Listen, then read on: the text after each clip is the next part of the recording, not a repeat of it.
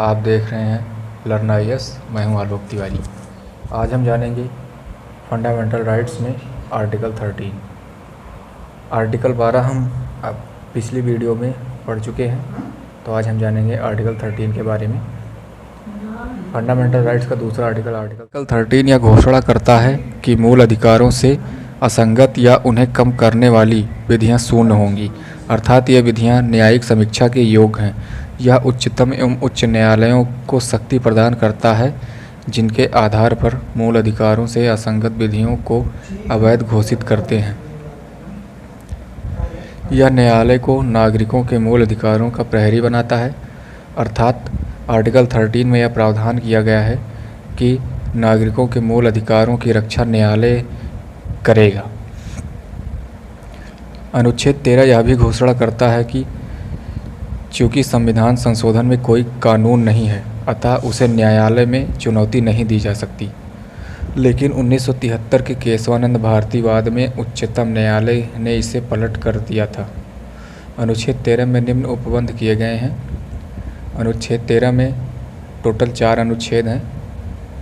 Article 13 sub clause 1 में इस संविधान के प्रारंभ से ठीक पहले भारत के राज्य क्षेत्र में प्रवृत्ति सभी विधियां उस सीमा तक शून्य होंगी जिस तक वह इस भाग के उपबंधों से असंगत हैं। हम देखते हैं, यह है आर्टिकल 13(1) जो हमने अभी देखा। अभी आगे हम देखते हैं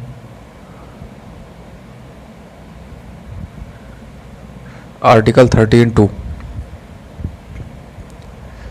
राज्य ऐसी कोई विधि नहीं बनाएगा जो इस भाग द्वारा प्रदत्त अधिकारों को छीनती हैं या न्यूनतम करती हैं, और इस खंड के उल्लंघन में बनाई गई प्रत्येक विधि उल्लंघन की सीमा तक शून्य होंगी। अर्थात कोई भी ऐसा कानून नहीं बनाया जा सकता संसद द्वारा या किसी राज्य के विधानमंडल द्वारा जो कि इस आर्टिकल में दी गई बातों को न्यून करती हैं या दिए गए अधिकारों को छीनती हैं।